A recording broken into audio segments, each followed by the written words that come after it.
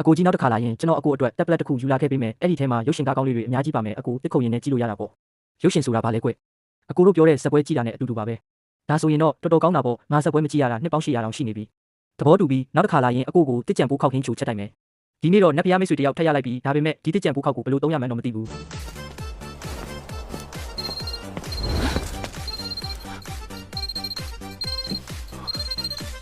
ဘာဖြစ်တာလဲပြည်သူတွေမြန်မြန်လင်းရှောင်ပုံပြီးမှန်တော်ဟာကိုသွားပြီးတန်ရှင်းရေးလောက်ကြဆန်းနတ်ဖျားတော်များများမူးနေကြလို့အခြေအနေကအတော်လေးရှုပ်ထွေးနေတယ်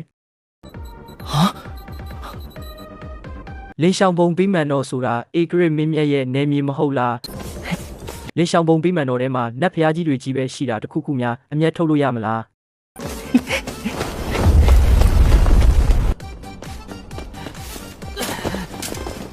မင်းကဘာတူလဲနန်းချမ်းတကားကိုဘာလို့ခွင့်ပြုချက်မရှိဘဲဝင်လာတာလဲ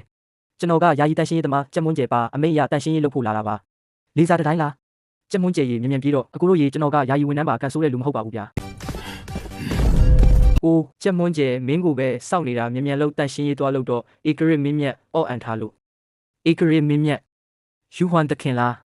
ဟုတ်တာပေါ့ဝမ်မူနတ်သမီးကပန်ထောင်ပွဲလုပ်တာနတ်ဖျားတွေအကုန်မူပြီးအတွင်းထဲမှာရှုပ်ပွားနေတာပဲကြက်မွန်းကျဲအထဲဝင်ရင်ဘာပဲမြင်မြင်ပါဆက်မစွတ်နဲ့နော်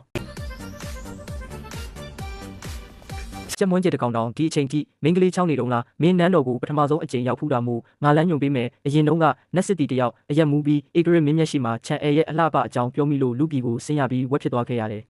ချမ်းဖုံလားသူကတက်မှုကြီးလေးမင်းလိုတန်ရှင်းရေးသမားထက်အစပေါင်းများစွာတာတယ်နတ်သမီးလေးကျွန်တော်နာမည်ခေါ်တန်ကြားလိုက်တယ်လို့ပဲဘသူမူပြီးခေါ်လိုက်တာလည်းမသိဘူးမင်းခုနကစင်ပေါ်မှာကတ်နေတာနတ်ယောက်ျားတွေမင်းကိုကြည့်တဲ့အကြည့်တွေကမကောင်းဘူးတယောက်ယောက်ကမင်းကိုအရှင်လက်လက်ဝါစားတော့မလို့ပဲအထူးသဖြင့်ဟန်ဟိုင်းနဂါမင်းကြီးတွေတောင်ကြာနေတော့မယ်တေဆန်းချမ်းဖုံတက်မှုတောင်မလုံနိုင်တဲ့အရာကိုငါကတွားကြွမိတော့မလို့ကြက်မွန်းကျဲစပွဲပေါ်ကအရာတွေကိုမင်းလုံးဝမထိနဲ့ဒီကြံခဲ့တဲ့အရာသာရှိတဲ့အစားအစာနဲ့နတ်တုတ်တာအရက်တွေကိုတခြားနတ်ဖျားတွေကကင်တွယ်လိုက်မယ်မင်းကမြေပြင်ကအမိုက်တွေနဲ့နေရန်ကအံဖက်တွေကိုပဲရှင်းရမှာမြန်မြန်လုပ်တော့